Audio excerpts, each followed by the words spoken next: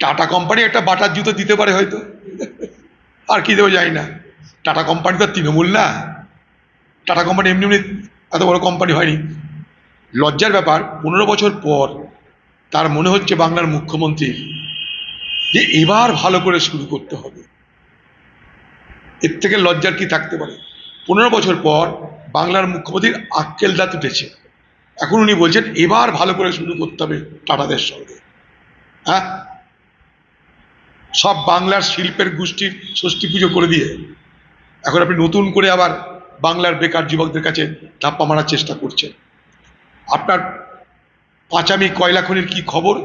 1 লক্ষ লোকের চাকরি হচ্ছিল, দেউচা পাঁচামি, তৃণমূলের 3-4টে লোককে সেটা বেচা হয়েছে, ব্যাসাল্ট পাথর তুলে বাজারে বিক্রি করার জন্য।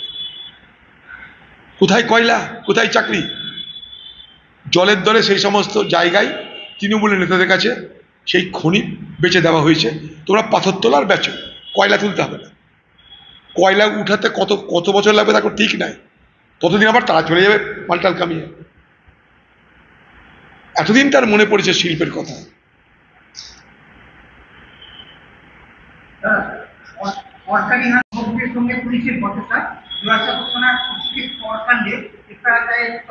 চর মেরে জায়গায় যায় না, ধাক্কাধাক্কি করেছে দেখেছি। চর পুলিশ বলে চর মেরেছে, চর মারতে আমরা দেখিনি টিভিতে, ধাক্কাধাক্কি করেছে। আন্দোলনে ধাক্কাধাক্কি হবেই, অসুবিধা কি আছে? ধাক্কাধাক্কি হবেই আন্দোলনে, পুলিশ দাঁড়ালি করতে গেলে ধাক্কাধাক্কি তো হবেই। একটু পুলিশে কে চর মেরেছে? ধাক্কাধাক্কি হয়েছে।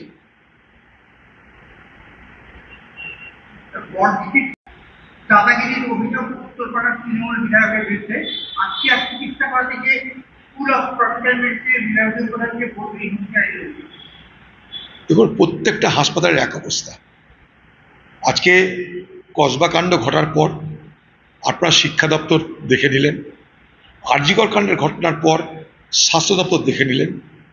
বাংলার প্রত্যেকটা শিক্ষা প্রতিষ্ঠান, প্রত্যেকটা স্বাস্থ্য প্রতিষ্ঠান এই কসবা, এই আর.জি. কর হয়েই আছে, সেখানে কোনো পরিবর্তন হয়নি।